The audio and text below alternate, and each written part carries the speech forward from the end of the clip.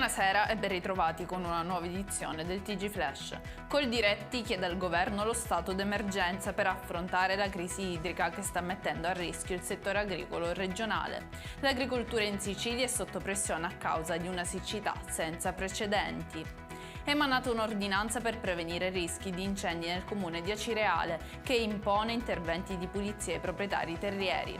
Una task force di dipendenti comunali e volontari con il supporto di droni monitorerà il territorio e gestirà le segnalazioni. Giornata di test antidroga su base volontaria per i deputati regionali a Palazzo dei Normanni, sede dell'Assemblea siciliana. Con questa iniziativa vogliamo essere quanto più trasparenti possibile, ha detto il presidente Galbagno. In meno di 24 ore sono state raccolte oltre 21.000 firme per la cagnolina Nina, investita di proposito ad Alcamo con l'appello a fare giustizia per lei e gli altri animali vittime di violenza gratuita, tramite leggi più severe sulla protezione degli animali.